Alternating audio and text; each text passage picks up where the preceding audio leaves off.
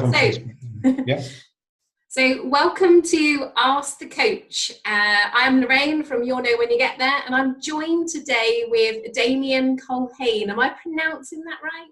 Yes, thank you, Lorraine. Yep. Perfect. So do you want to tell us a little bit about kind of who you are, kind of a little bit about your background, and what is it that you're here to kind of talk about today, so that these guys get a bit of an insight and can then start asking you some questions relevant to what you do? Sure. Thanks, Lorraine. And firstly, thank you very much for the opportunity to share this session with you today. I'm delighted to be here, and it's such a pleasure to see so many people who are interested in the topic, who are tuning into our webinar this afternoon or today, whichever way you like, this evening, this morning, whatever time it is in your zone. So welcome. So my background really was when I left school at 16. I had hardly any qualifications, so I had very poor grades, and I was reliant upon my natural skills and abilities in terms of being able to communicate and quite good with interpersonal skills. And it was natural for me to work in an environment where I could use those. So when I first left school, I was working in retail, where I was in roles which were customer facing, and I was very good at interacting with customers and understand background, if you like. The time when my career really started to take off was probably when I was working for a company called Walker's Crisps. Some of you will be familiar with that brand, I'm sure. And whilst I was there, they were bought out by PepsiCo. So from that perspective, I had a lot of very good training in how to manage and plan and prepare, etc., and how to get more out of relationships and how to communicate more effectively. And so I started to learn more around listening and questioning. So those skills were being nurtured all that time. And later on, when I was working in a sort of more managerial role, then I was introduced into counselling for improved performance, where we would counsel employees in terms of if they were struggling with something at home or struggling with something at work. We would use counselling skills, which of course are listening and questioning. So they were the skills which I was used to using, but I was applying them in a slightly different way. And it really, I really enjoyed doing that, but I drifted away from that role and changed companies. And I ended up working in a company where I wasn't using those skills. And then in around about 2001, I had an amazing coaching session with somebody who was a very professional coach. And it just really reignited me into how I wanted to go back to using those skills. And it got me interested in training again and really learning those skills and refreshing those skills. So I trained with an organization called the Coaching Academy, and I became a trainer with the Coaching Academy and was delivering some of their sessions for them. So I became a coach as a result of my training, and then I went on to be executive coaches as well. So from that perspective, I've done a number of coach training roles as well. And now for the last 15 years, I've run my own company as a freelance coach. So I'm an international best-selling author. I have 3 books that I've written and compiled with other authors that became international bestsellers, and they're all available on Amazon. So they're international bestsellers on Amazon. And I do a lot of public speaking and coaching. So that's me. Yeah.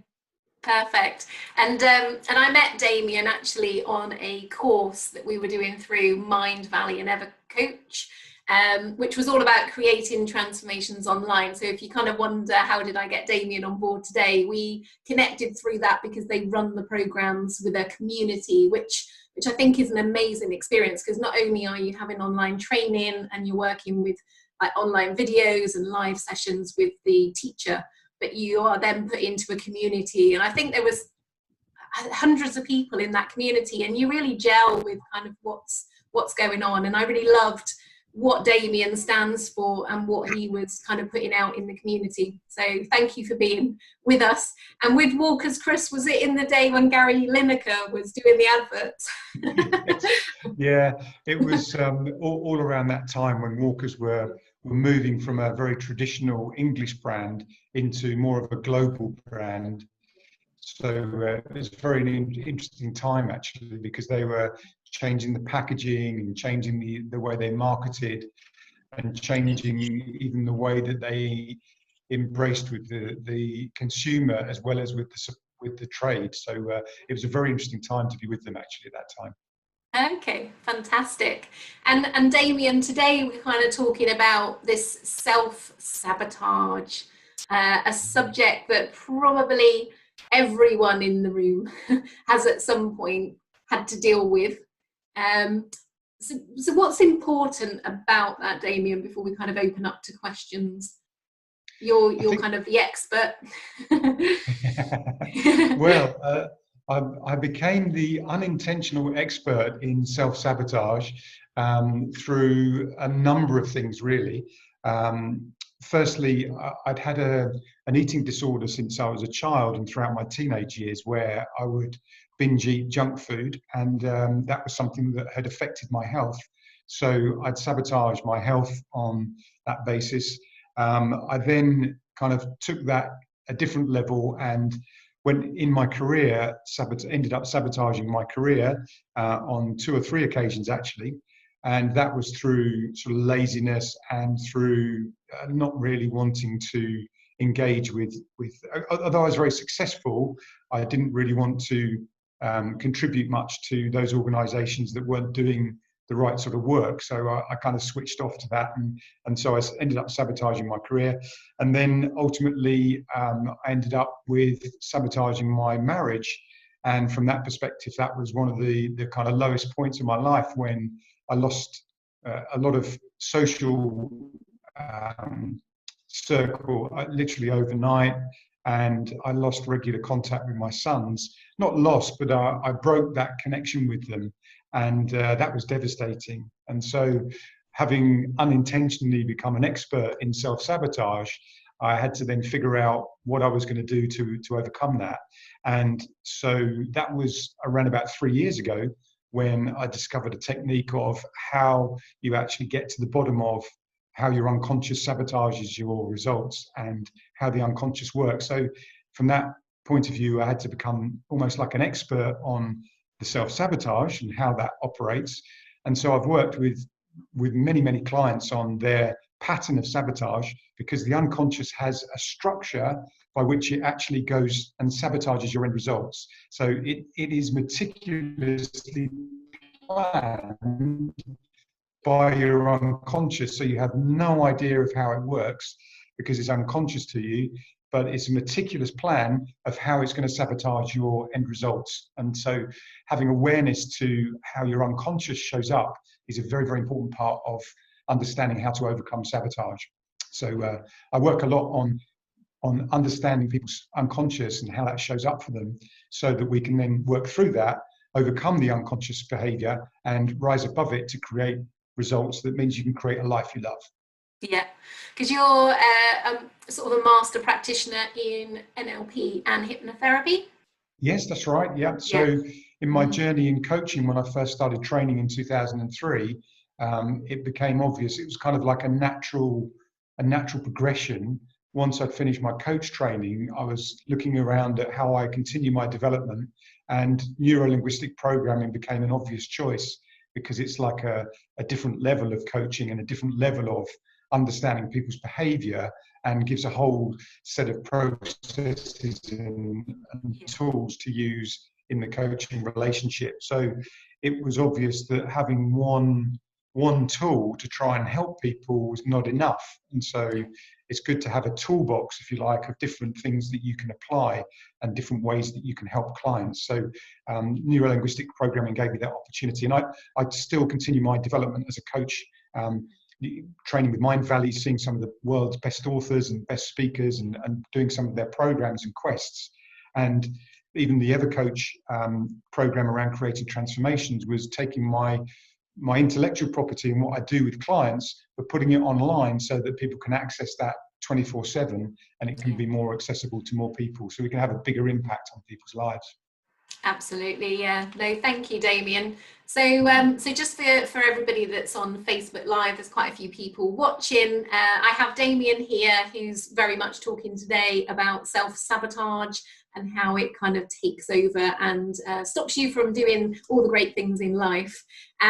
So if you have any questions as we go along, please pop them in the comments, and I will keep an eye on it and ask those questions when the gaps come about.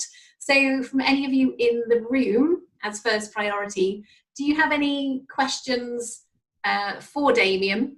And if you do, yeah, Ruth, if you unmute yourself. Yeah. Okay. Yeah, no, Damien, I am really interested. My particular interest in, I do lots of workshops for parents. So I'm interested, where does self-sabotage come from? Because I do, in one of my courses, I look at emotions, and also talk a lot about emotions, particularly meta-emotion philosophy. So I'm quite interested to see, where does self-sabotage come from? Okay, that's a great question, a good one to start with, Ruth. Thank you. And what you do with parents is great, by the way, because you know, it's not an easy task bringing up children, because they don't come with any kind of guidance or rule book or any kind of, you know, handbook. So helping parents is a great cause. So the self-sabotage is largely driven by your unconscious. And well, it is unconscious. We're unconscious to how we do it. But the unconscious is not only made up of your thoughts, it's also made up of your emotions, and it's made up of your beliefs, assumptions, and definitions. So there's a whole myriad of different things that create this unconscious pattern of sabotage. And I'll give you an example. Virtually everybody that's watching today and everyone who's participating in this will at some point have had an emotion of feeling like they're not good enough, or they don't belong, or that they're not worthy. And I know 100% that everybody will have experienced something like that, either that, or you might even be experiencing that right now. So the beliefs have a massive part to play in how it then governs your thoughts, because the unconscious is hypnotizing your subconscious to be able to go out and find evidence. So your subconscious is like a very fertile garden, and whatever you have planted in the fertile garden of your subconscious mind, it will go out and it will grow more of that. So if you have a weed in your unconscious mind, which is like a negative thought or a negative emotion, a negative belief, anything like that that acts like a weed in your subconscious mind, it will go out and try and find that for you. It will go out and reinforce that. So the subconscious mind is not great at processing. It just looks for that information. So if you've got a belief that you're not good enough, the subconscious mind says, no problem, leave that with me. I'll go and find a situation to prove you're not good enough. And it will go out and search for that in the belief that it's serving you because you've asked it to, you've programmed it to do that. So the unconscious then is programming your subconscious to go out and look for that. So something will happen, maybe you'll be in maybe you're in a store, in a retail outlet in the high street, and somebody cuts in front of you in the queue, and you just kind of tut and step back to make way for them, and you just kind of remind yourself that you're not good enough, and that you're not worthy to be there, and how people always do this to you, or how you don't have boundaries and you're not good enough to set boundaries, and so you lose your power and give your power away all the time as a result of the subconscious acting upon what the unconscious has programmed it. Now, the human mind, the average human brain, is capable of 60,000 thoughts per day. This is quite well researched. You can look this up on the internet. It's, some people say it might be 50,000, some people say it might be 70,000. We use an average figure of 60,000 thoughts per day, but 95% of those thoughts are exactly the same as the previous day. So you can see how we can drive ourselves crazy with the same thoughts and the same behaviors and the same patterns that repeat themselves, because we don't access new levels of thinking or new ways of behaving. To the unconscious, which is, how am I thinking? What are my thoughts? What are my emotions? What are my beliefs that govern all of that? And the emotions are driven by the beliefs, and that's driven by the thoughts as well. So it's probably a rather long-winded question, but it was the big one to kick us off, and it was a great one to start with. Yeah. No, that was a really great question to kick off the show. Yeah, thank you. I think That Madeline has helped. her hand up. Yeah, I'll come back. There was Stephanie popped a question in just in that time. Would you say that imposter syndrome is a form of self-sabotage as well? Well, it's a good point, because the imposter syndrome is basically about you not believing that you are good enough to be able to be the person who you should be. So every one of us, and this is a great coaching philosophy, every one of us already has the answers within us.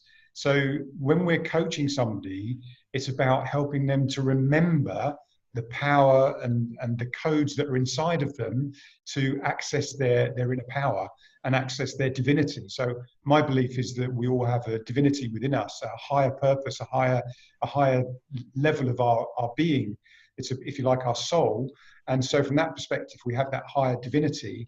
And for us to embrace that, we need to understand how our unconscious is stopping us. And if we're doing imposter syndrome, then that's just a way of distracting us. So it's a form of distraction away from your actual power. Yeah, that's pretty much where that would come in. Perfect. And I think is it Claudine? Yes. How does it manifest itself at work?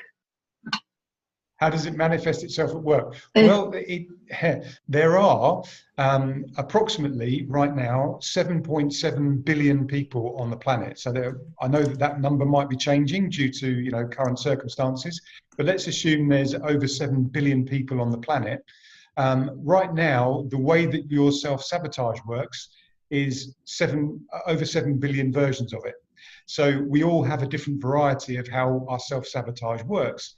So when we're at work, we would typically be fulfilling beliefs and having beliefs around the situation at work, around maybe our power, around our capability, around our ability to trust others, our ability to control information, etc. So all of these things are happening in the workplace.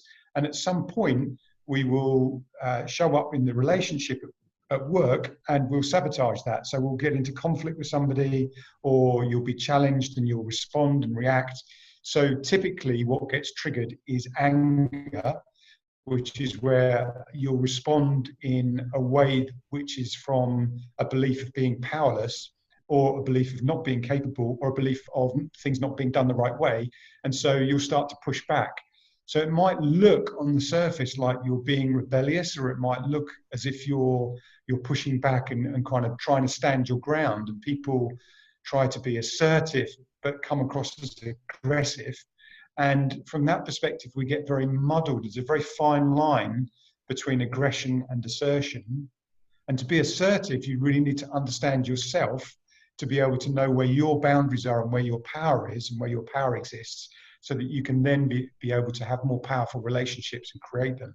So in the workplace, we sometimes detach ourselves and separate. And so we become a little bit more distant. And we have something called a psychological contract. So in the workplace, the psychological contract is typically where you are willing to work a little bit later, where you're willing to go the extra mile without being paid any additional money, or you're doing things to help your colleagues. These are all psychological contracts that we have. And as soon as something happens to cause us to break that psychological contract, then immediately we start to take if you like, an incremental decommitment to our career. So you start to not want to be supporting your colleagues, not giving a damn about them, and you start to lose the relationships in the workplace. And that gradually can happen over a course of a few months, or of course it can happen, the relationships can be breaking down very rapidly in the course of a few hours or a few days. So I think the key thing is that when you get your beliefs triggered, it will trigger the relationships that you have in the workplace, which will cause you to sabotage the job at some point, or sabotage your career at some point. There's also, by the way, sorry if I can just finish off because there's a really good point. There's also beliefs around trust, which are around a control belief. It's like a fear belief. And so the trust that gets triggered through fear is that you don't trust yourself to be able to deliver on the task. and you become very good at doing what's called ineffective activity, which is where you make it look as if you're busy and you make it look as if you're actually working, but you're not. And that's probably because your heart's not truly in the job anymore.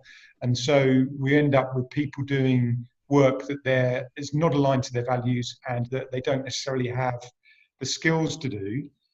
There's also something in the workplace called the Peter Principle, which is, if this is a lot to deal with, but the workplace is a good one. There's something called the Peter Principle, which is where you get promoted to your level of incompetence. So again, this happened to me where I was very, very successful and I kept getting promoted, but eventually I got promoted to a position where I had no idea how to perform at that role. So I was out of my depth, but didn't tell anyone. And so from that perspective, that sabotaged my career in that sense. So I hope that covers off the kind of career one and how that can show up. But there are 7 billion variations of pattern of sabotage. Yeah, I bet it's a huge topic. Okay, over to Simon. I was a comment really, Damien, and good afternoon. To be honest, I just express a great level of respect for your disarming honesty about the way that you described your route to where you are now. Absolutely cracking stuff, really. And I think if you're showing that sort of disarming honesty in terms of face-to-face coaching, it's very easy to see how people will open up, and you will be able to get the best out of people, and the people realise that you're there trying to help. And as an aside, I was once coached without really realising I was being coached for about half an hour. And at the end of the half an hour, the lady said to me, "Well, you just realise I've been coaching you for the last half an hour, don't you?" Because she was using precisely that level of very disarming honesty, straightforwardness, and it's very effective. So there we are. That was just a point. Oh, thanks, Simon. That's really, really nice feedback. And one of the things that I'm a great believer in is one of the access points that I realized was very powerful when I was on my journey of discovering how to overcome sabotage and self-sabotage was the importance of vulnerability. And when you can become completely vulnerable to the universe and to the people around you, it's a really, really kind of eye-opening place to come from and to grow from, because as the Mayans would say, the light is through the wound. And so if you can open up that wound and you can be vulnerable to know how that wound affects you and be vulnerable enough to work with people who can help you with that, then it gives you a very powerful place to grow and to create a new version of yourself and to access your divinity. So vulnerability is a very important aspect in coaching for you as a coach, but also for you serving your clients to make a difference and to contribute. It's important that you are able to deal with your own vulnerability before you ask them or give them permission and invite them into being vulnerable with yourself. So and I think just as a closing point, I think vulnerability is an excellent leveler. It doesn't matter who you are. It doesn't matter if you're a retired major or whatever. That the vulnerability aspect is right down to the core of who you are. So I think that's that's all. Yeah. And absolutely, Simon. Thank you. And it's a great topic because when you're working with somebody, you can take them right up to that threshold of resistance where they don't know what's beyond, because you've coached them to that point where you've gotten to that point of resistance and they're kind of not sure, they're hesitating as to what they're going to do next. And it's how you coach them and nurture them and support them in a vulnerable way to step through that threshold of resistance to access what is beyond, which is the unknown. And that's where all the power and all the future exists, is in the unknown, because we haven't created it yet. So it's important to be on that journey with the client. Absolutely. I totally agree with that. And I know myself, I became a better coach when I allowed my vulnerabilities to show to the world.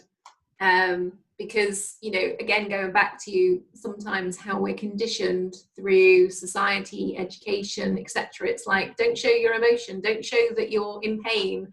And actually, people relate to you. There's more connection when they realize you are human. The human connection. Okay, any other questions from the room? And for you guys out on Facebook too, if there's any questions that you may have for Damien. Okay, Claudine. Is it possible to self-sabotage when the person looks affirmative, very confident, attractive, and not have a follow-up of success? Oh, totally. So how comes? So we wake up in our pattern of sabotage. So you have to assume that your default is that you are going to sabotage something that day. So it might be that it's a relationship, or it might be a commitment to yourself, etc. Everybody pretty much is in their pattern of sabotage at all times. So when you look at what's going on in the world right now, you have some of the most successful leaders in the world in big countries who give the impression that they're in charge and in control, and they're sabotaging just about everything that's available to them. They're sabotaging choices, they're sabotaging decisions, they're sabotaging relationships, they're sabotaging confidence. So the fact that you might be looking on the outside like you have complete control, or that you have, everything that you want in life, the sabotage is still bubbling away underneath. And you've only got to look around at some of the celebrities that regularly sabotage themselves. Look at some of the famous actors and comedians that have ended up taking their own lives, for example, as a result of their unhappiness and their sabotage that they've not been able to cope with. Look at Amy Winehouse, for example, a very talented individual. She was absolutely gifted. When you hear her sing and you watch her with a band and with her, performing on stage, and she was very, very talented, but had a very, very troubled soul. She was not aligned with who she truly should be. And so her demons were getting the better of her. And when you get really deep into this work, and you start to study someone like Carl Jung, he talks about the identity that we have, the mask that we put out.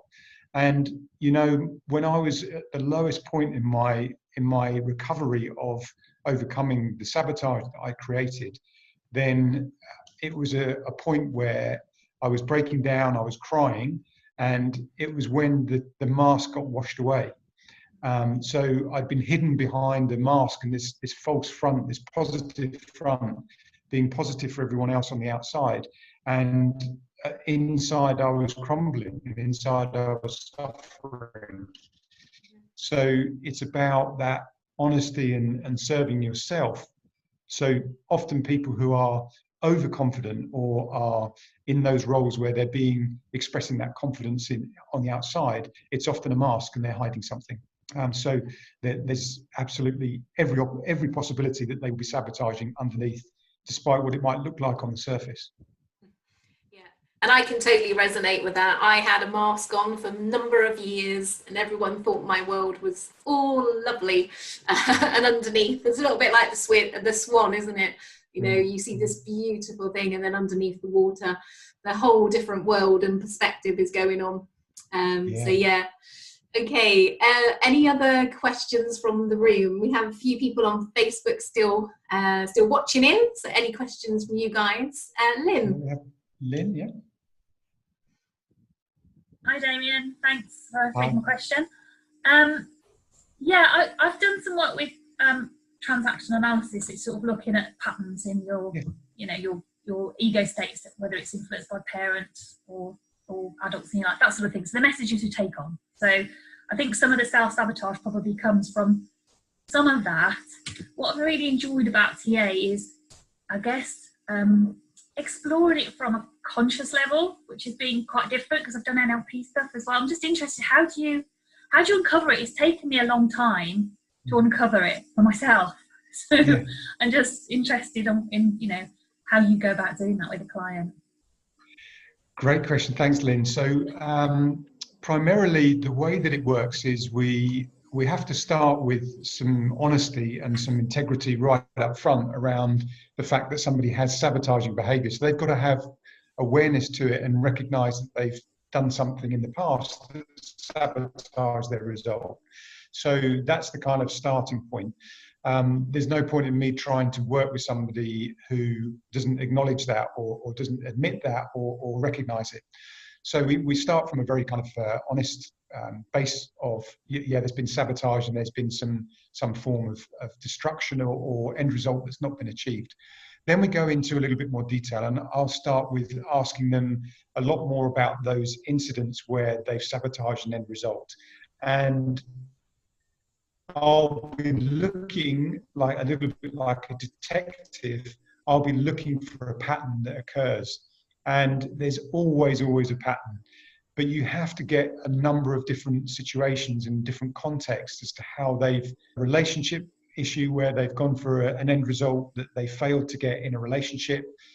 So typically someone who's maybe been engaged or married or had a significant life partner and they're no longer with that person. And so there was a relationship that broke down as a result of some form of sabotage. Typically there's a career one around, they were going really well in their career and something happened. And typically there can be something around health, or there can be just little simple ones where they went for an end result but failed to get it.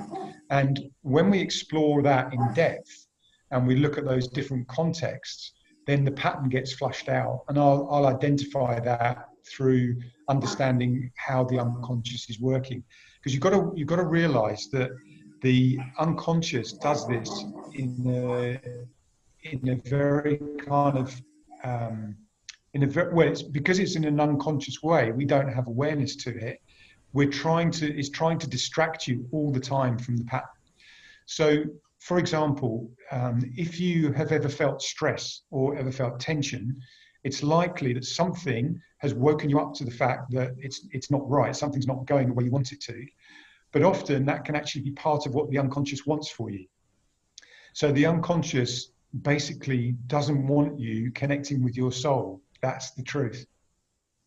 And so to protect you from that, it will distract you with all manner of different things to stop you from connecting with your higher purpose and stop you from connecting with your soul, because it wants to keep you safe.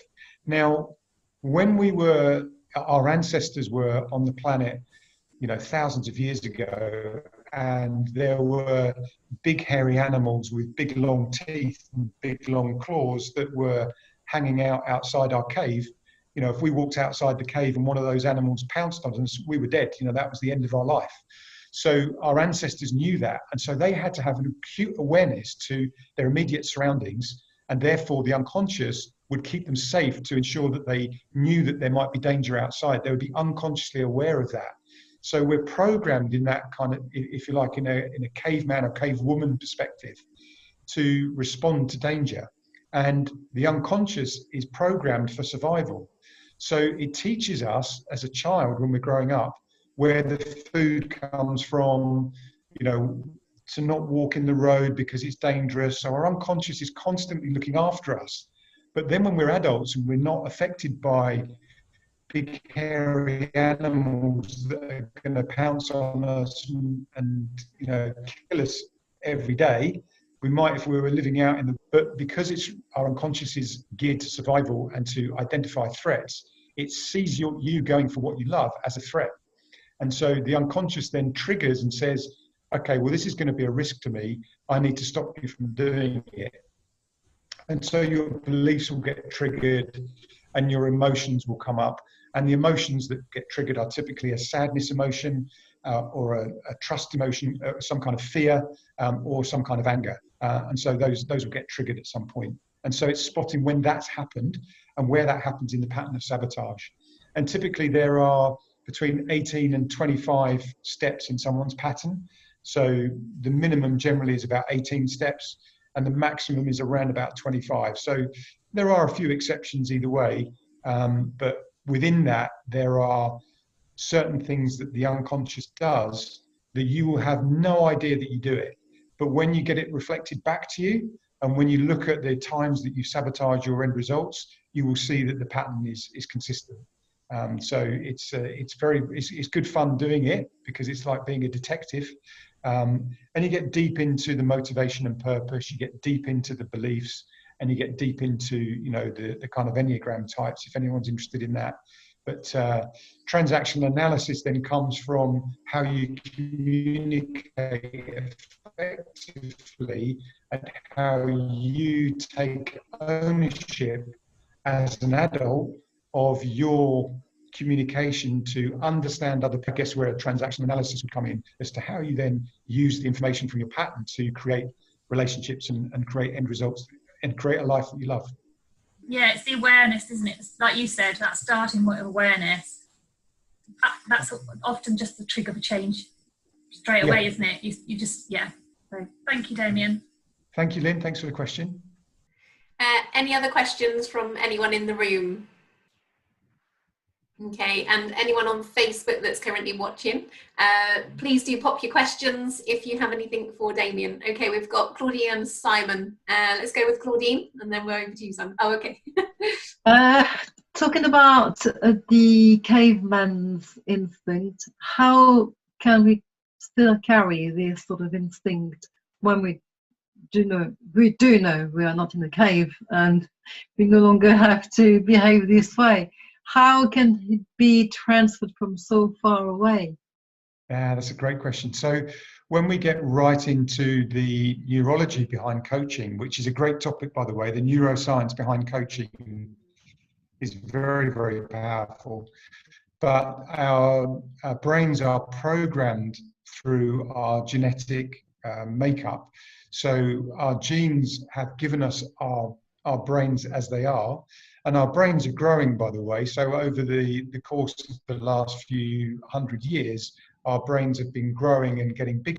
You know, caveman and cavewoman, their brains much smaller than the brains that we see in humans now. But the root to the brain is still from that original programming from the caveman. So the actual root of our brain, the actual base of it, is still related from the genes of of cave people. So our ancestors have given us the base of our stem of our brain. So the stem of our brain has been programmed from many thousands of years ago. And so we have that coding already inside of us. And so it exists on one level or another. The way that I can describe this in two very simple ways. Firstly, if you look at a newborn baby, one of the reasons why we often will wrap a newborn baby in a blanket and wrap their arms so that their arms are tight inside a blanket is because when a newborn baby hears a loud noise or feels a sudden movement, they will throw their arms out instinctively. And so to settle them, we have a blanket that which wraps their arms so that they don't then have to put their arms out every time they hear somebody sneeze or they hear a door banging, for example. They will throw their arms out because it's our cave response to danger. There's a loud noise, I'm in danger, or there's a sudden movement, I'm in danger. So when you are walking on ice or walking on the snow and you suddenly slip, you'll instinctively throw your arms out to break your fall and to try and stop yourself from landing awkwardly. And so that's our cave instinct, is to protect ourselves and survive. So where we throw our arms out or where we push our arms out to balance, that's a kind of instinctive thing that we have in the base of our brain. And so everybody still has that. So humans now have that programming from our genetic ancestors. So I hope that answers that point. And it's a really interesting point around, you know, what we are born with, because the amount of clients that say to me, you know, where does this fear come from? And I'm like, well, you weren't born with it. And they're like, what was I born with? And when I tell them, they're like, so that's, you know, that kind of makes sense. But I kind of like the point around neuroscience as well. So that's, if anyone's kind of interested, we've actually got a session coming up with Stella Collins to do with neuroscience and psychology. So keep an eye out for that one. Any other questions? Simon, did you have a question? No, okay. So I have a question. I can build on that. Oh, sorry, yeah, go ahead.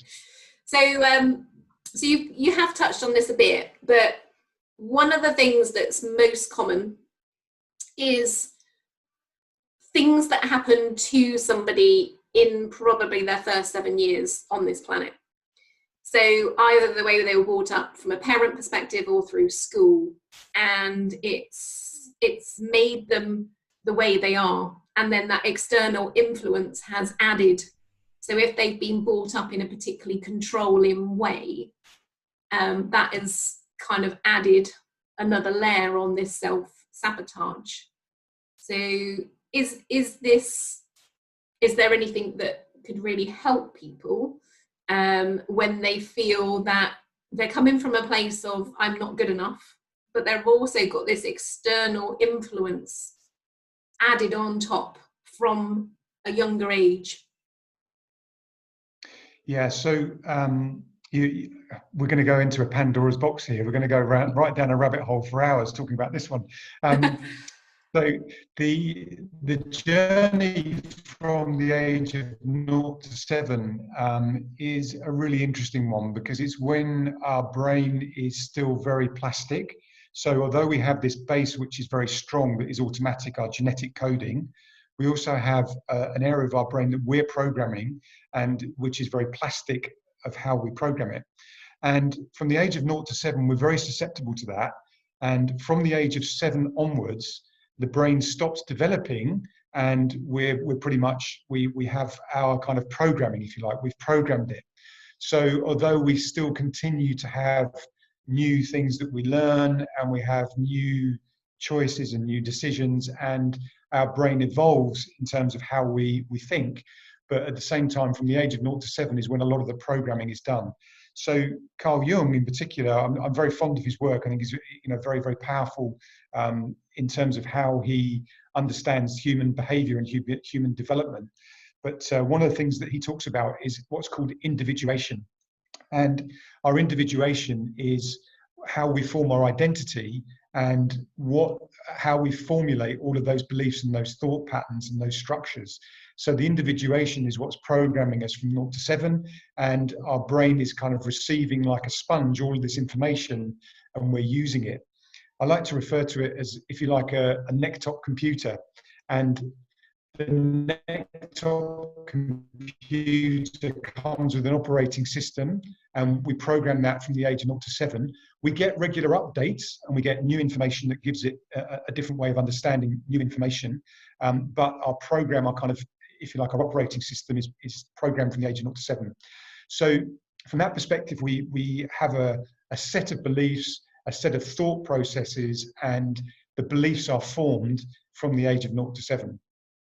And those beliefs are from our upbringing, from our ancestors, from the people around us, from our education, and from society. We get all of those values and beliefs are being picked up.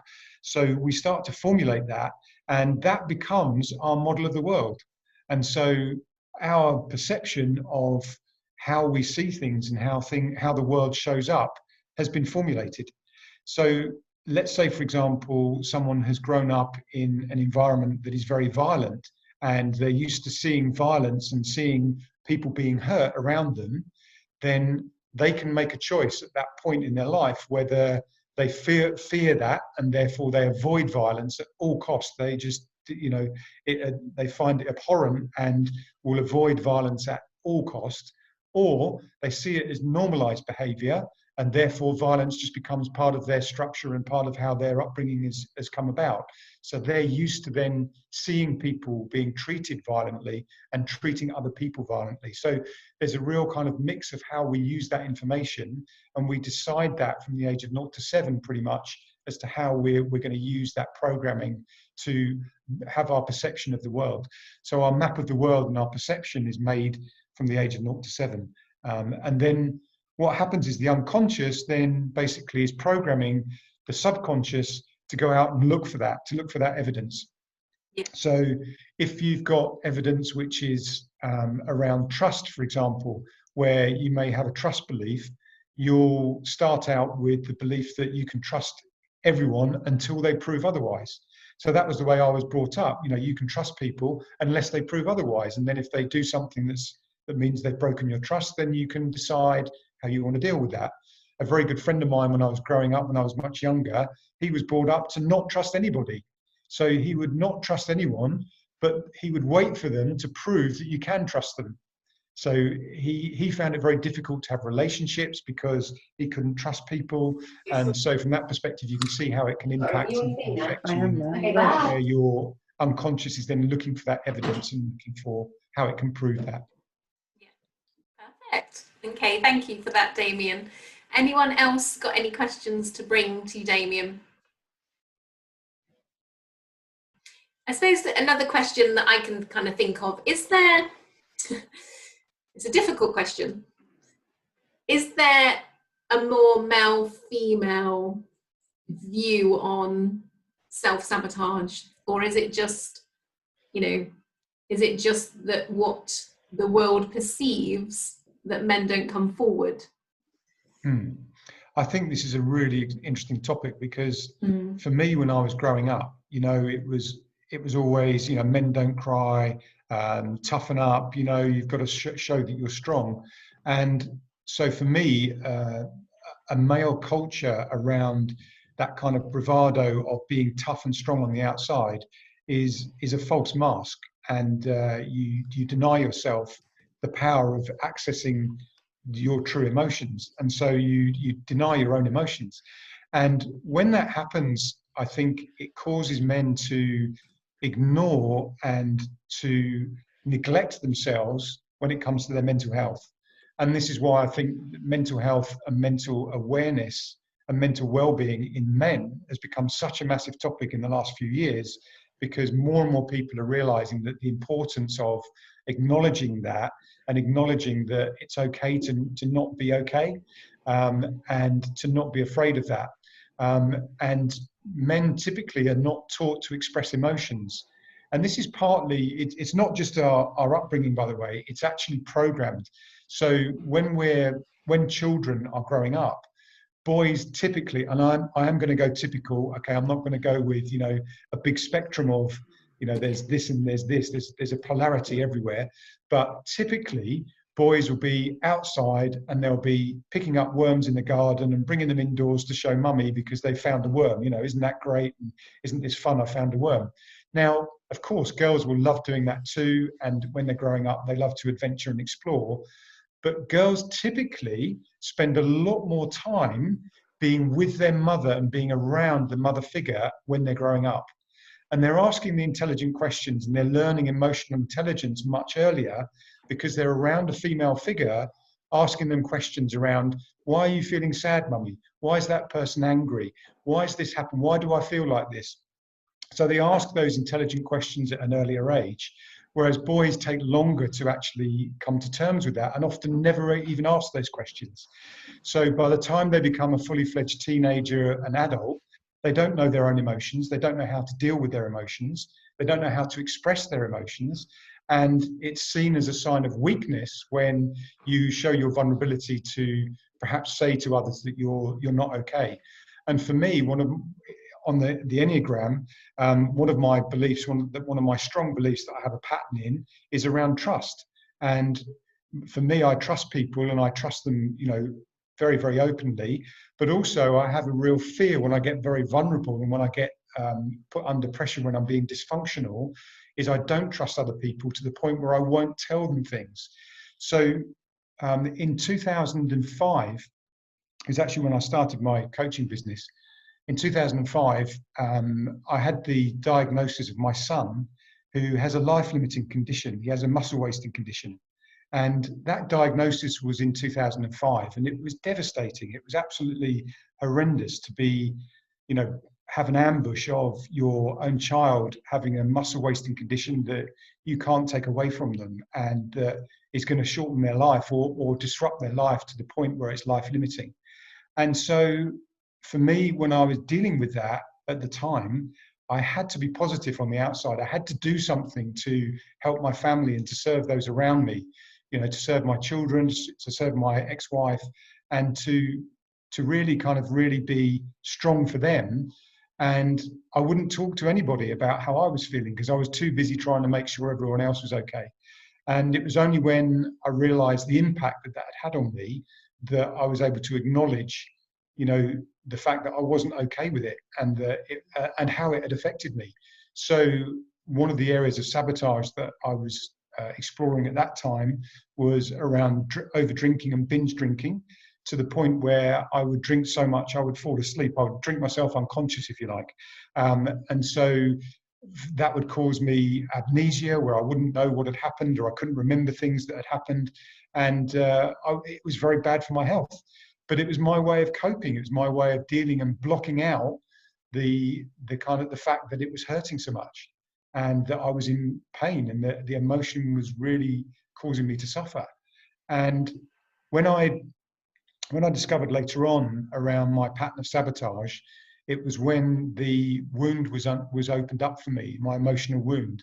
And we all have them, by the way. Everyone has an emotional wound.